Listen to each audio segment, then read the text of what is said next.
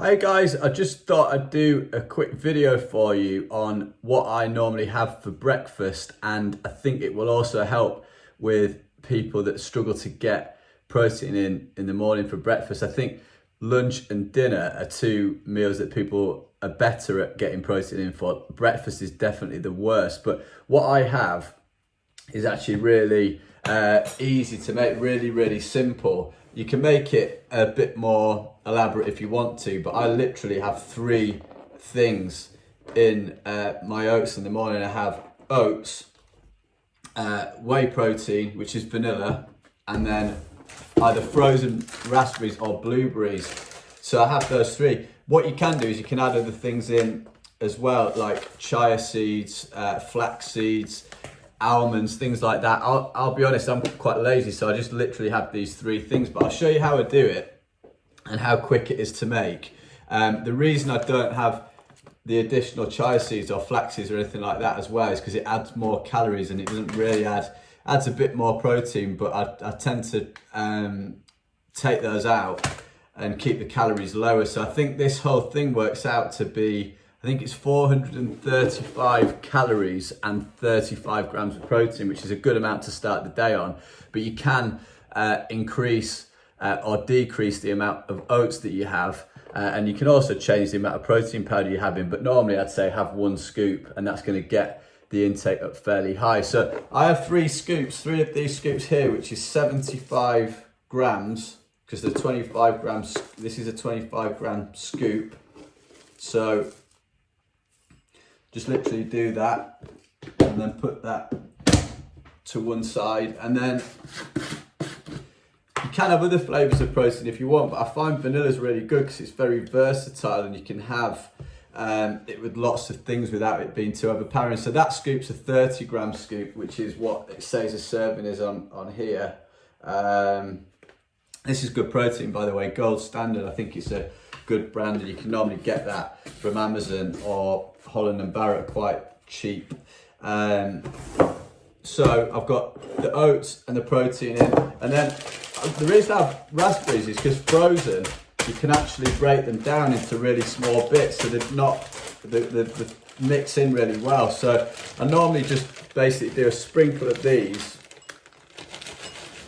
in the oats and the protein, and then what I do is, you can actually use, it's probably slightly nicer with almond milk. I wouldn't have anything other than almond milk personally, because it's more calorific and you probably don't want the extra calories, but I actually mainly just use water, which might sound a little bit bland and boring, but the flavour of the protein powder and the raspberries and everything, it kind of works quite well. So this is just chilled filtered water. So I'd basically, you can add as much of this or as little as you want.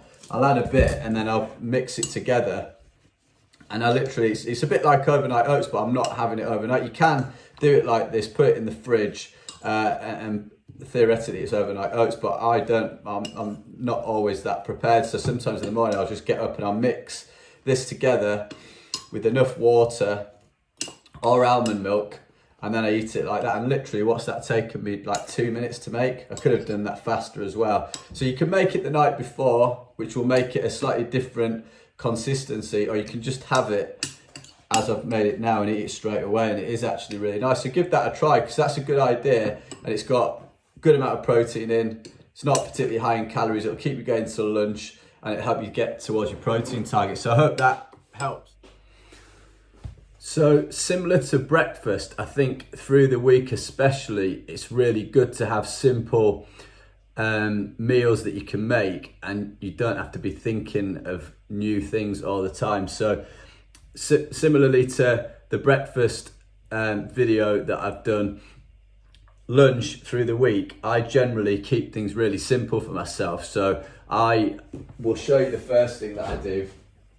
I probably once a week or even twice a week, depends how much chicken I've got, I'll cook chicken breast, and then I'll as soon as it's cooked, I'll cut it up into small bits, like really small pieces, and then I just put it in the freezer. So you can see here that I think that's about 130 or 140 grams. I think it's 140 grams of chicken. So that's frozen. So that would last for ages, and I'll often have loads of those in the freezer, ready to go. It'll keep fresh for a long time. So I'll get that out of the freezer. I normally have frozen veg, or generally I have frozen peas, and then I'll probably have about, I don't know, about 100 grams, 80 to 100 grams. Just add that into the chicken, and then I'll put that in the microwave. So I'll pop that to one side in the microwave for probably 3-4 minutes. Just check if it's still, check it's still frozen.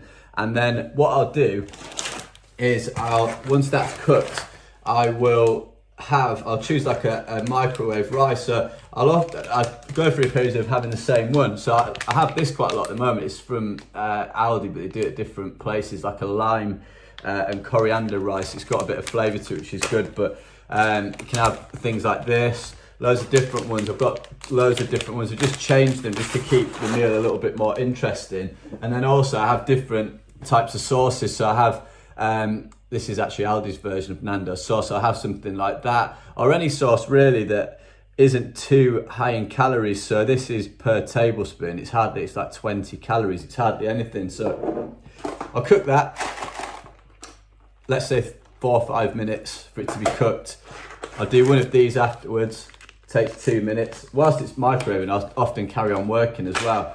And then I'll add them together, and then I'll add the sauce, and literally probably takes me 6 or 7 minutes, maybe less, and the meal's done. So that's just really simple. And I'm just going to estimate the amount of calories here. So the chicken is probably, I don't know, 150 calories.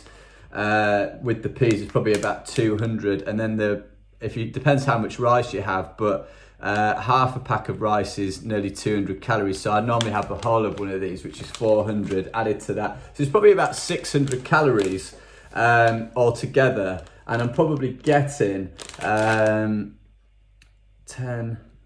add that, 15. I'm probably getting between sort of 40 and 50 grams of protein with that meal, and it's literally the easiest thing to make. It might seem a little bit bland, but when you have different rice and different sauce through the week, it's just a really simple, easy thing to do. So I think don't overcomplicate things for yourself. If you can actually prepare the chicken, which is probably the hardest bit, just cook lots of chicken breast, cut it into pieces, get it in the freezer, and then you've always got something in the freezer, and you've got these in the cupboards which will last for ages, ready to go. So I hope that helps. If you need any other ideas, let me know, but that's something that I regularly have, and it's really simple and really easy.